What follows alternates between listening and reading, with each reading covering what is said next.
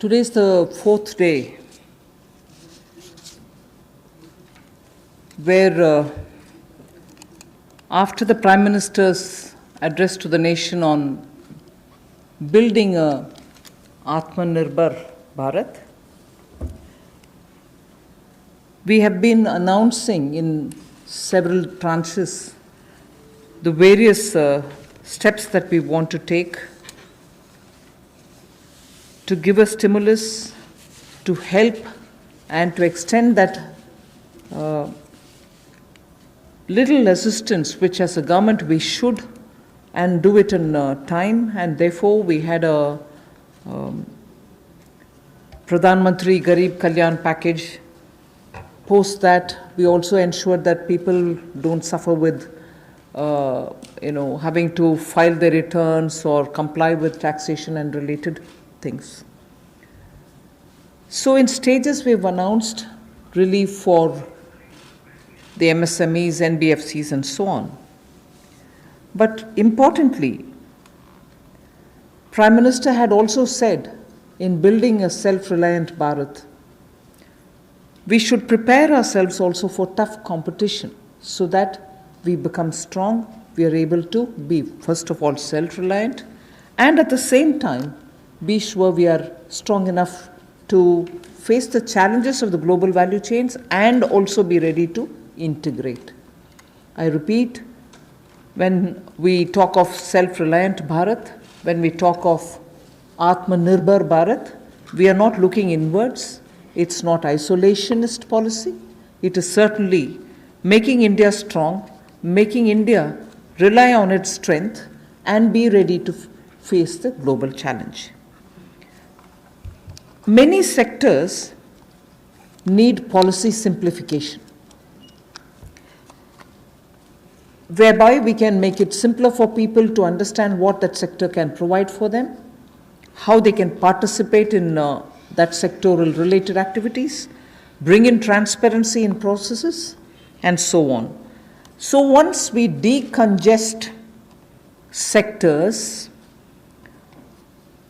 we can also provide the necessary boost. That sector too will become strong enough and competent enough to provide the necessary boost for growth and employment. And as you all know, the Prime Minister has a very strong track record in taking up reforms, deep systemic reforms. I'll just highlight those reforms which are worth recalling. And on those reforms, it was public knowledge and all of you all covered extensively the efforts that had gone to take everybody on board so that those reforms become everyone's reform. DBT, the direct benefit transfer. Today it's become very useful for us to be able to directly give money in the hands of people. GST, which had been pending for a very long time, all states were taken on board and GST brought in one nation, one market. IBC, companies waited for decades to have their insolvency related matters settled. Limited success was felt through the various other programs, schemes which existed, SARFAESI or BIFR and so on. Then the several steps which were taken for ease of doing business so that India becomes an attractive destination for investment.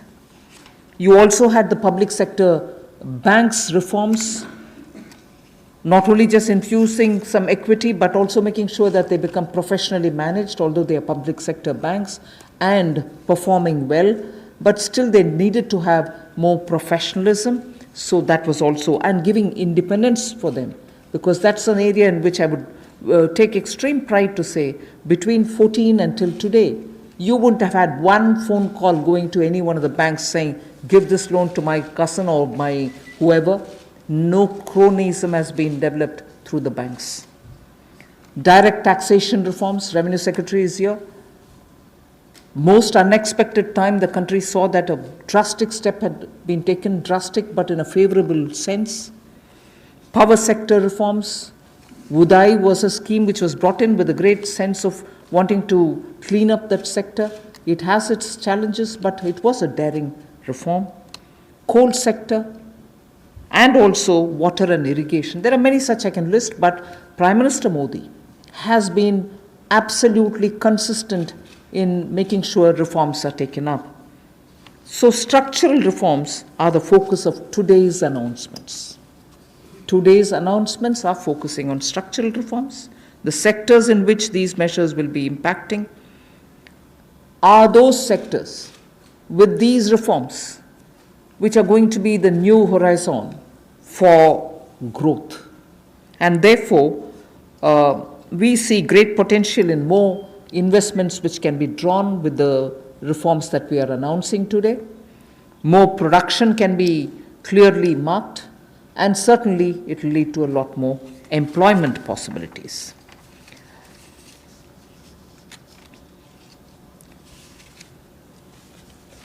We can actually start off with some preliminary slides before I go into talking about today's announcements, which will explain all the steps that we've taken in the recent past to make sure that investment come into this country and also make India a far more business-friendly destination. Before I go into that, it is important for us to recall that steps which have been taken earlier have been announced variously at different times. And because of the lockdown and because of COVID, I think time feels like as though it's been a long time since the budget was presented. It was only presented on 1st February. And just as soon as the finance bill got passed, the parliament also had to very quickly close for the reasons of social distancing and so on. And just before February, we announced the National Infrastructure Investment Foundation, the fund that was launched. So, and therefore such steps have been taken. Clearly, these are the ones which are going to initiate a lot of things that we want to tell today, and also a lot of things that we want to do towards building an Atmanirbhar Bharat. So if we can go to the first slide.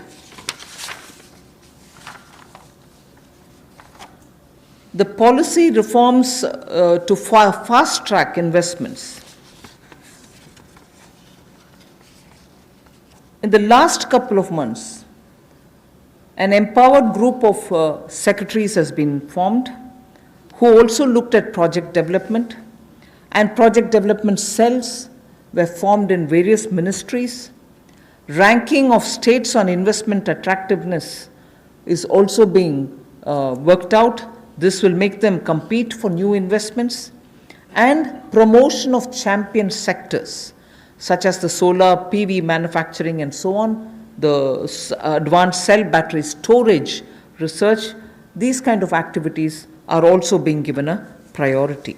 So for an Atmanirbhar Bharat and for Make in India, such steps are crucial, and we want to make sure that efforts which have been taken clearly give us the confidence that Make in India, which was launched at least 3 years back, as an initiative to change the mindset of people, to bring in new ways of doing business, to make sure that India becomes attractive on its strength, are all being received very well.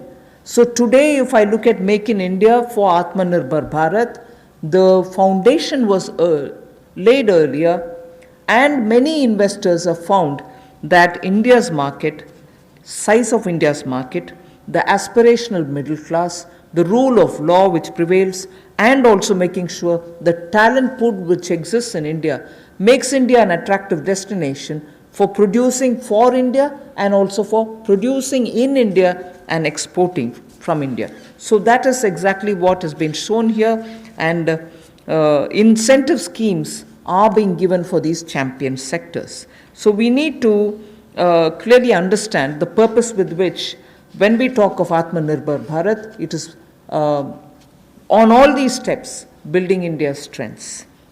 The next slide would show you that attempts and also efforts have already started for upgradation of industrial infrastructure. I'm saying all this because the reform steps that I'm going to announce will have all these also having a play in the various steps that we are announcing. Upgradation of industrial infrastructure is something which we need to talk about afresh, although industrial infrastructure, industrial land banks, and also clusters have been recognized long time back. But they're all somewhat being utilized, many of them lying unutilized. So now using technology, we are making sure these land parcels are, through GPS, GIS mapping, are able to be identified, location cleared, their challenges being identified, common facilities which have to be created will all be done. 3,376 industrial parks and estates and SEZs have between them, have among them 5 lakh hectares, all of them mapped as industrial information system can map them for future use. So this will be a part of the portal which we'll be running, so that it will be available for any future potential investor to say, I know land exists there, we can go set up a business there. In the meanwhile, the state government working to this with the center is going to provide all the common facilities. So all industrial parks also will get ranked by 2020-21, so that we know what is the level of readiness that they have and how ready they are for competition. So with this said as a broad introductory statement, I just want to highlight the 8 sectors about which we are going to talk, where reforms are being brought in: coal, minerals, defense production. I read out separately the next 3, although they together contribute for flying, airports, and also aerospace related matters. Airspace management, airports, MRO, which is maintenance, repair, and overhaul. So those 3 all go over to the civil aviation area. Distribution companies in the union territories, power distribution companies in the union territories. Space sector, where ISRO and others have been flag bearers for India. Atomic energy. So 8 sectors, but I will be showing you about 10 to 12 slides, all of them explaining each one of these sectors in detail. नमस्कार। आत्मनिर्भर भारत की जो कल्पना माननीय प्रधानमंत्री जी ने हम सबके सामने रखी थी और 20 लाख करोड़ का पैकेज देश भर के लिए लाए थे, उसी कड़ी में आज चौथी प्रेस वार्ता में नए क्षेत्र कौन से हमारे विकास के लिए हो सकते हैं, उसको लेकर क्या बदलाव, क्या रिफॉर्म्स लाई जा सकती हैं, उसको लेकर आज हम आप सबके सामने आए हैं। क्योंकि माननीय प्रधानमंत्री जी ने कई बार पहले भी कहा है, रिफॉर्म, परफॉर्म, ट्रांसफॉर्म, और उसी दिशा में सबसे पहला कदम है रिफॉर्म्स लाने का। पिछले कुछ दिनों में एमएसएमई सेक्टर हो या एग्रीकल्चर सेक्टर हो, इनकी परिभाषाएं चाहे एमएसएमई की हो, ये एसेंशियल कमोडिटीज़ एक्ट की हो, एपीएमसी एक्ट की बात हो, इनको बदलने से ही इतनी पॉजिटिव बातचीत पूरे देश भर में हो रही है। एक सकारात्मक सोच इन दोनों वर्गों में देश भर के करोड़ों लोगों के बीच में चल रही है। एक नया क्षेत्र या बाकी नए क्षेत्र, जिनकी माननीय वित्त मंत्री जी ने अभी बात कही कि 8 नए क्षेत्रों को लेकर आप सबके सामने आए हैं। ये भी कहा कि आत्मनिर्भर भारत को कड़ी प्रतिस्पर्धा के लिए तैयार रहना होगा, हर चैलेंज के लिए, चुनौती के लिए तैयार रहना होगा, और जहाँ जहाँ नीतिगत बदलाव चाहिए वहाँ वहाँ नीतिगत बदलाव लाने के लिए भी हम लोग तैयार हैं। अब इम्प्लीमेंटेशन की बात आती है, उसके लिए माने ही मोदी जी जाते हैं कि किस तरह से अच्छी इम्प्लीमेंटेशन पिछले 6 वर्षों में करके दिखाई। चाहे वो जीएसटी की बात हो, इंसॉल्वेंसी बैंक्रप्सी कोड की बात हो, जनधन योजना की बात हो, यूपीआई जैसे प्लेटफॉर्म बनाने की बात हो, हर गांव में बिजली और हर घर को राशन देने तक की कोविड-19 की स्थिति में बात हो। तो इसलिए इस सेक्टर्स में भी तेजी कैसे आए, फास्ट ट्रैक इन्वेस्टमेंट की कैसे हो, उसके लिए एम्पावर्ड ग्रुप ऑफ सेक्रेटरीज का गठन किया गया है, जो निजी निवेश की मंजूरी के लिए गति देने का काम उसमें से करेंगे ताकि उसमें सहायता मिल सके और आकर्षित हम विदेशी निवेश को कर सकें।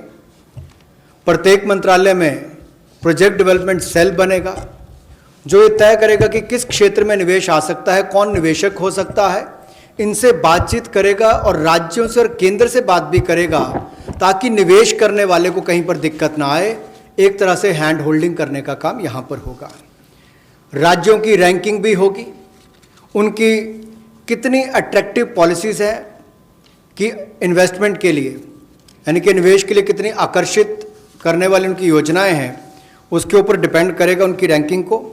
और नए चैंपियन सेक्टर्स को बढ़ावा देने के लिए, चाहे वो सोलर पीवी हो, इसकी मैन्युफैक्चरिंग की बात हो, या एडवांस सेल बैटरी मैन्युफैक्चरिंग की बात हो, इसके लिए भी जो भी इंसेंटिव देने होंगे वो भी हम लेकर आएंगे ताकि इन क्षेत्रों में भी बढ़ावा, ऐसे और कई क्षेत्रों में भी बढ़ावा मिल सके जो नए चैंपियन सेक्टर्स हैं। अब इंडस्ट्रियल इंफ्रास्ट्रक्चर की अगर बात करें, औद्योगिक बुनियादी ढांचे में उसके उन्नयन के लिए इस योजना को लाया गया है ताकि देश भर में जो लगभग 3,376 industrial park, industrial estate, SEZ, ये लगभग 5 लाख हेक्टेयर्स में फैले हुए हैं और इन सब की जानकारी आपको औद्योगिक सूचना प्रणाली यानी कि IIS पर मिलेगी, जिसकी GIS मैपिंग की जाएगी ताकि निवेश करने वाले को कोई दिक्कत ना हो। जो उसको बाद में दिक्कत आती थी ज़मीन से जुड़े मुद्दों को लेकर, वो भी दूर होगी। ज़मीन की उपलब्धता भी 5 लाख हेक्टेयर के लगभग जो इंडस्ट्रियल हमारे स्टेट्स हैं या हमारे पार्क्स हैं उनमें भी जो होगी उसमें उनको लाभ मिलेगा।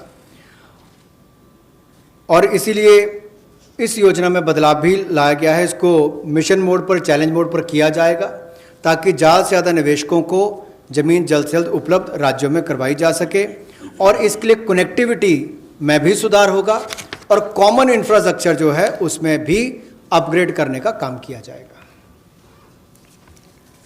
The first of the 8 sectors that I want to speak about is coal.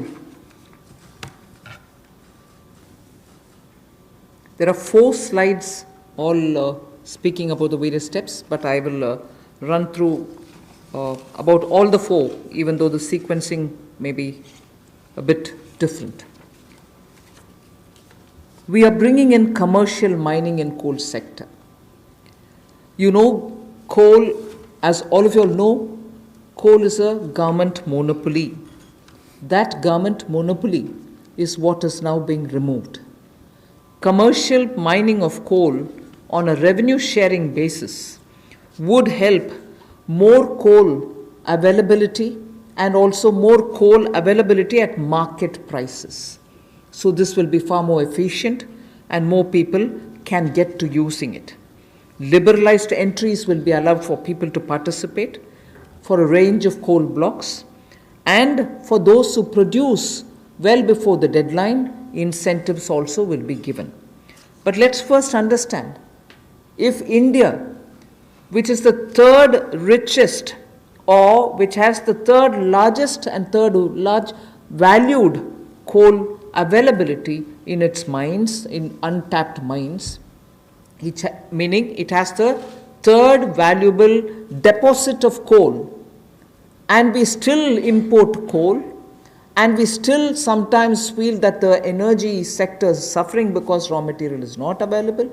So regulations are required, and this line you would recall I have said day before yesterday, I have also said yesterday, regulations are required when there is a shortage.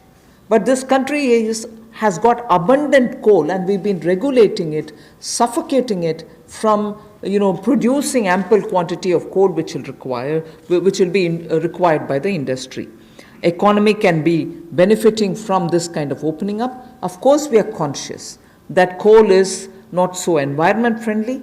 So in order to have coal converted into gas, we are providing incentive so that coal is also used, but the environment commitments of India are honored and we benefit from gasification of coal. And also the coal bed methane also will be auctioned so that these coal beds, which are with Coal India but untapped, also can benefit the country. So the coal bed methane extraction also will happen through auctioning. 50,000 crores will be spent by Government of India for creating evacuation infrastructure. Because after the coal is mined, brought to the pit head, you don't have enough right kind of infrastructure to have this coal, mined coal, evacuated from there. So 50,000 crores is being given to ensure that evacuation infrastructure is provided. Revenue share में उनको rebate मिलेगा जो successful कोल bidders होंगे, और यही नहीं, इसके infrastructure के डेवलपमेंट के लिए, आधारभूत ढांचे के डेवलपमेंट के लिए लगभग 50,000 करोड़ रुपया खर्च होगा।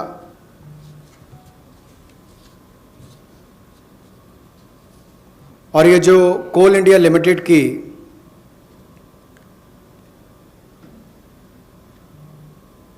एनहांस्ड एवैक्यूएशन की हम बात करते हैं, एनहांस-CIL जो कोल इंडिया लिमिटेड की जो खदानें हैं, उसके लिए भी कोल प्रोडक्शन प्राइवेट ब्लॉक्स को दी जाए, उसके लिए भी इसमें अवसर उपलब्ध होंगे। I move to mining of minerals. We spoke about coal all the while, now we talk about minerals. Minerals, the sectoral reform that we want to bring in order that we have a boost given for growth of the sector, better employment potential, and bring in state-of-the-art technology, is to now have a seamless composite exploration cum mining cum production regime. Earlier, somebody was doing the exploration, someone else had to again come and undergo the whole process of auction, bids and so on to start the mining, and then once the mining activity starts, the production is subsequent. All these were dealt with in separate silos. So now what is being suggested is to, for ease of everybody participating and also the stakeholders, a seamless composite exploration cum mining cum production regime is being brought in.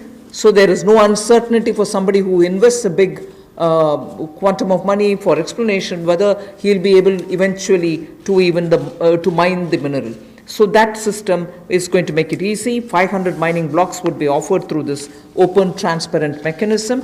And if I take the example of aluminium, the way in which things had happened, the prevailing by the prevailing setup, if somebody wants bauxite, which is a necessary raw material for aluminium, he had to go for an auction for bauxite. And then he would realize that he doesn't have enough power to generate, or power supply is erratic. Then he would turn around saying, can I have some coal from somewhere? If he doesn't get it, or if he doesn't have enough power supply, he ends up sitting with the raw material but not being able to produce aluminium. So many such people had left this country and gone and invested elsewhere because of these mismatched policy. So what we are now taking the example of aluminium telling you is joint auction of the necessary two, like bauxite and coal, will happen so that it can enhance aluminium industry's competitiveness and will help aluminium industry now to reduce electricity cost, because they would be given the coal, they can gasify it and then use it, or use it in the other way. So that is one major step that we want to take in order that the mineral sector is better facilitated.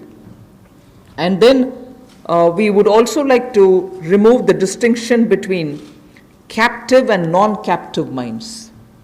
So that will also help in transferring of mining leases and sale of surplus and sale of unused minerals. So I've had a mine given to me, I've taken some mineral out of it, but later I've lost interest, I don't have the capacity anymore. The left unused mineral lies there, nobody else benefits out of it. So now we are permitting them to transfer the mining lease so that whoever is interested in using the rest of it, which has been kept there, meaning which is lying there unmined, they can also use it, so the country can benefit from it.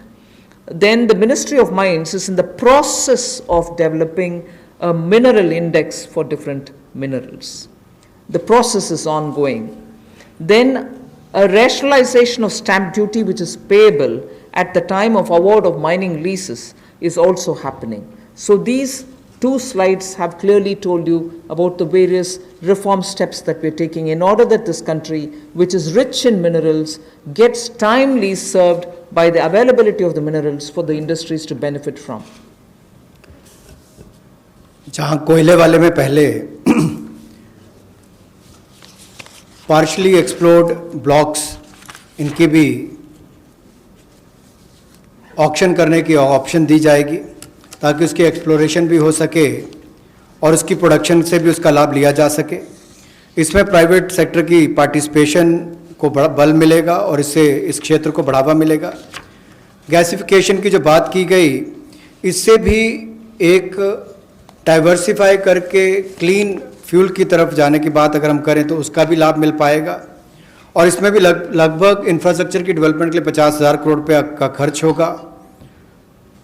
और यही नहीं, जो conveyor belt वगैरह बनानी है railway तक जाने के लिए, रेल हेड तक जाने के लिए 18,000 करोड़ रुपये का निवेश उसके ऊपर भी होगा, तो वो भी एनवायरनमेंट फ्रेंडली उस तरह के कदम उस पर उठाए जाएंगे, इससे भी उसको बल मिलने वाला है।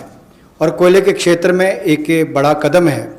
कोल बेड मीथेन की जो बात करते हैं उसकी एक्सट्रैक्शन के लिए भी उसमें उनको अधिकार दिए जाएंगे।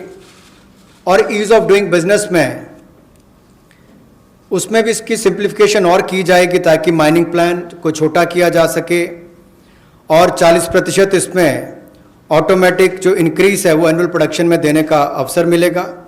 और कंसेशन कमर्शियल टर्म्स में कहा जाए तो लगभग 5,000 करोड़ के इसमें वो भी होंगे।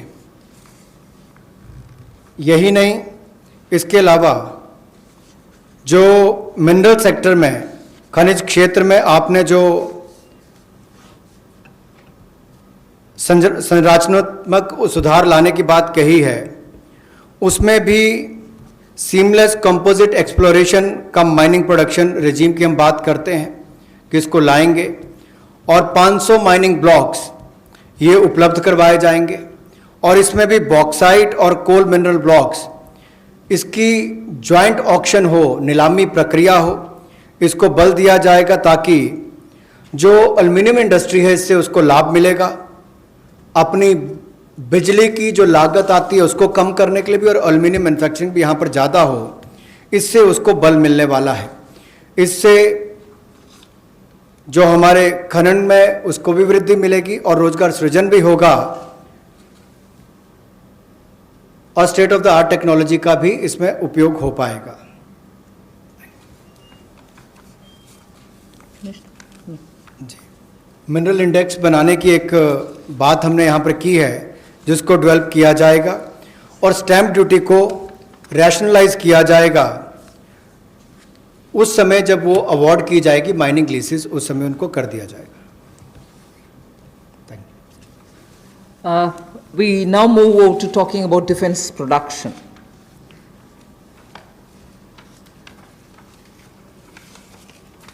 Make in India and self-reliance have now, as I said, become a partner in the sense of for self-reliance.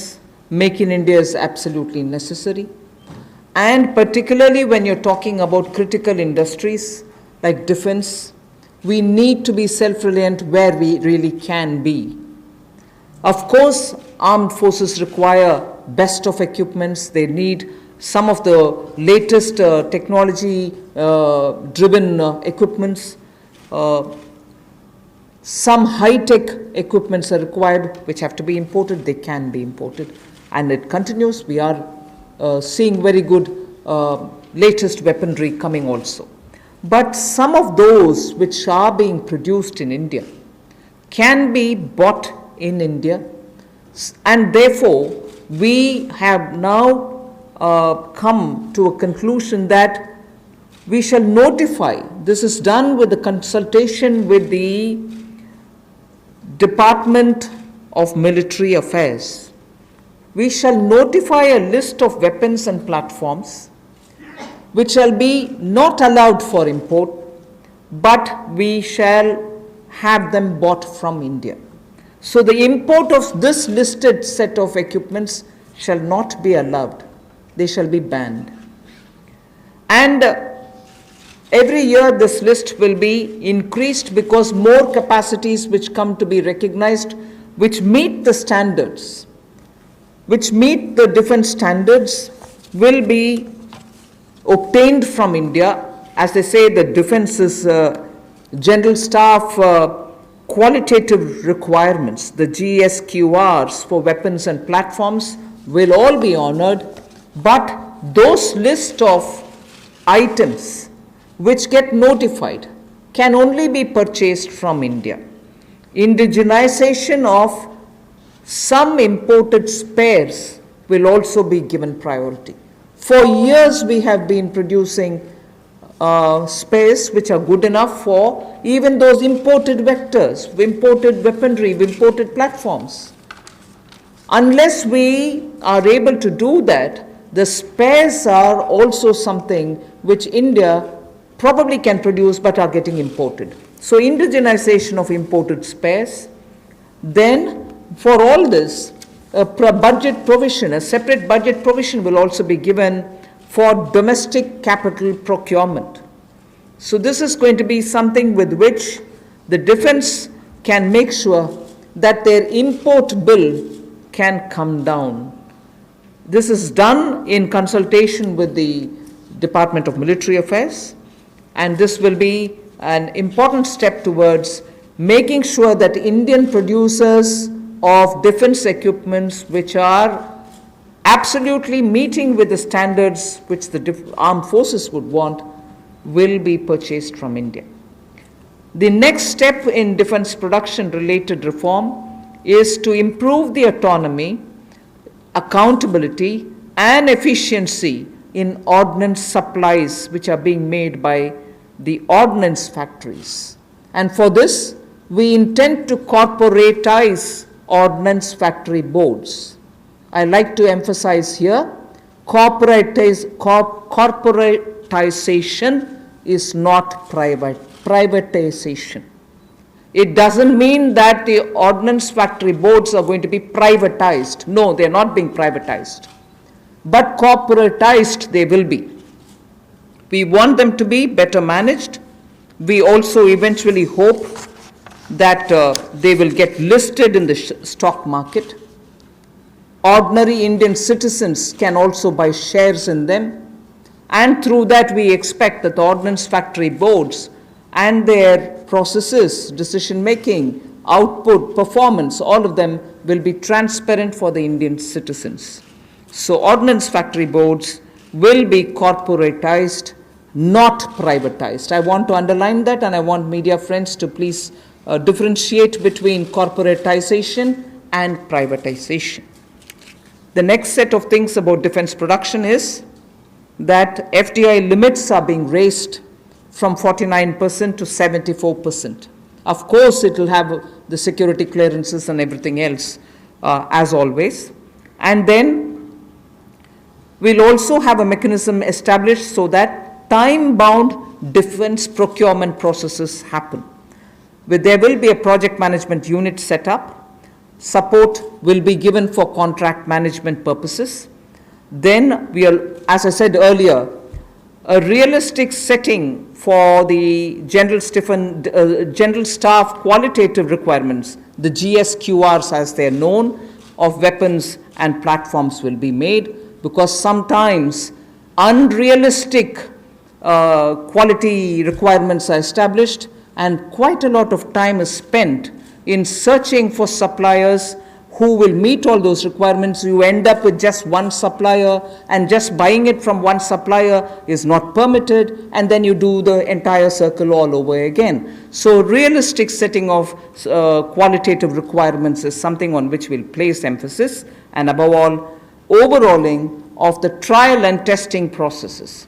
Yes, we understand India is a country which has different climatic and geospatial requirements, tropical, coastal, Himalayan, high altitude, and everything else. But we still need to be far more efficient in trial and testing of procedures.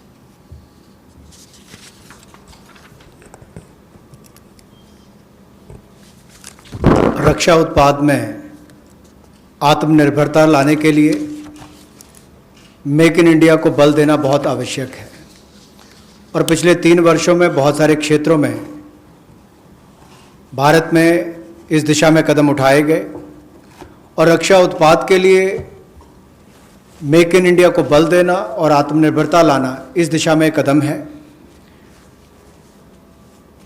Weapons की list को notify किया जाएगा, platforms की list को notify किया जाएगा और उन पर बैन लगाया जाएगा इंपोर्ट के लिए। हर साल इसके लिए अलग अलग टाइमलाइंस आती जाएंगी ताकि वर्ष प्रति वर्ष भारत में हथियारों का उत्पादन यहीं पर हो और हम विदेशों पर कम निर्भर रहें, उस दिशा में एक कदम है। जो पुर्जे भी हमें इंपोर्ट करने पड़ते हैं उसमें भी कमी लाने के लिए उनकी मैन्युफैक्चरिंग यहीं पर हो, भारतीय कंपनियों में उनका निर्माण हो, यहीं पे भारत में हो। और यही नहीं, इसके लिए सेपरेट बजट का प्रावधान भी किया जाएगा जो डोमेस्टिक कैपिटल प्रोक्योरमेंट है उसके लिए। और इससे हमारे डिफेंस इंपोर्ट बिल में भी एक भारी कटौती होगी, लेकिन जिसका सीधा लाभ भारत में बनाने वाली उन कंपनियों को मिलेगा जो हिंदुस्तान के सैन्य की एक आपूर्ति करेंगी। और इसी दिशा में ऑटोनॉमी लाने के लिए और ज़्यादा जवाबदेही अकाउंटेबिलिटी तय करने के लिए और कामकाज में एफिशिएंसी लाने के लिए ऑर्डिनेंस सप्लाईज जो हैं, जो हमारी कॉरपोरेशन हैं, जो हमारे ऑर्डिनेंस फैक्ट्रीज हैं, उनका कॉरपोरेटाइजेशन यानी कि निगमीकरण करने की हम बात कर रहे हैं। और निगमीकरण और निजीकरण में बहुत अंतर है। ऑर्डिनेंस फैक्ट्री बोर्ड का निगमीकरण होगा ताकि उनके कामकाज में और सुधार हो, बेहतर प्रोडक्ट बन सकें, सेना को और अच्छे हथियार मिल सकें, दुनिया भर के देशों पर हमारी निर्भरता कम हो, हिंदुस्तान के अंदर और रोजगार पैदा हो सके, कंपनियों को लिस्टिंग कराकर उनकी भी क्षमता बढ़ाने का काम किया जा सके, कुल मिलाकर पारदर्शिता और बेहतर प्रदर्शन की ओर हम आगे बढ़ सकें। इसलिए निगमीकरण करना बहुत आवश्यक है। इसलिए ऑर्डिनेंस फैक्ट्री बोर्ड का निगमीकरण किया जाएगा। और दूसरा रिफॉर्म्स, जहां एफडीआई लिमिट है डिफेंस मैन्युफैक्चरिंग के क्षेत्र में, वो स्वचालित प्रत्यक्ष विदेशी निवेश के लिए 49% से बढ़ाकर 74% कर दी जाएगी। यानी कि automatic defence route, automatic FDI का जो रूट है उसके लिए 49% से 74% उसको कर दिया जाएगा लिमिट को। और time bound defence procurement process हमारा हो, इसके लिए त्वरित फैसले लेने का भी काम किया जाएगा। अनुबंध प्रबंधन के लिए प्रोजेक्ट मैनेजमेंट यूनिट का गठन किया जाएगा। और जो GSQRs हैं वेपन्स और प्लेटफॉर्म्स की, उसको भी व्यवहारिक बनाने का काम किया जाएगा। और जो हमारे प्रशिक्षण की प्रक्रियाएं हैं जिसमें बहुत लंबा समय, कई बार वर्षों तक लग जाते हैं, उसका जीर्णोद्धार भी किया जाएगा ताकि उसमें कम समय लगे और जल्दी प्रोक्योरमेंट करने का, ताकि टेस्टिंग समय पर हो जाए, ट्रायल्स हो जाए और हम समय पर उनका ऑर्डर कर सकें। The next 3 relate to civil aviation. I'll be fairly speedy about them. One relates to airspace management. The next relates to PPP and airports which are being given for management and maintenance. Then MRO hub. The 3 are put together relating to civil aviation. The first is the airspace management. Just to give you a background, only about 60% of the Indian airspace is freely available. And that's because airspace is fairly restricted for its use for civil purposes and defense purposes. This means that all these years, all these decades, we have been flying to most destinations, not through the shortest route, but slightly longer routes, which means you're having more time in the air. This actually has to be rationalized. Optimum utilization of airspace is best, because after all the fuel spent is also something which we import. Huge bill goes for that. Finally the customer ends up paying more price for the flying, and for pilots it's a extra hour of flying or half an hour of flying. Above all, if we are able to optimally utilize the airspace and reach quickly, every one of our time is saved, and therefore now rationalization is going to happen. We will be able to get to our destination at the shortest possible time, thus saving travel time, thus saving fuel, thus saving also the pilot's flying time.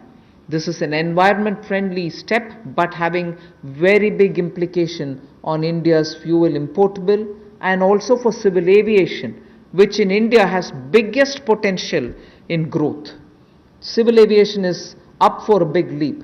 So the airspace availability through which the flying time is influenced is going to be better. That is one. The second that I'd like to tell you about is 6 more airports are for auction, and the Airports Authority of India shall do it on public-private basis, PPP basis. Additional investments also are likely to happen by private players in about 12 airports, which they are already holding, for better world-class facilities to be brought in. So majorly, airports in India will become far more with better facility and customer experience. This has financial implications to the extent not so much for the budget, but the AAI, the Airports Authority of India, will get a down payment of 2,300 crores, and also the first and second rounds of investments are expected to get 13,000 crores. So this is one step which will at a time increase better facilities and also make our airports a lot more worthy experience for the passengers. The third in this, because it's all pertain to civil aviation, is making India an MRO hub. This was mentioned also in the budget. Maintenance, repair and overhaul of aircrafts is a big business. Most of the Indian aircrafts themselves go abroad to do their repair works, spend on parts there, and also come back for after the overhaul to India. But maintenance and repair and overall, India has all the capacities, manpower skills required, soft skills required, and also India can then be the center for many of the flights which go towards Southeast Asia, long distance to Australia, similarly westwards also. If we make sure that MRO's ecosystem is created in India, for which the tax regime has already been altered so that it favors setting up MRO in India, this is a major step that we want to make sure that India benefits from.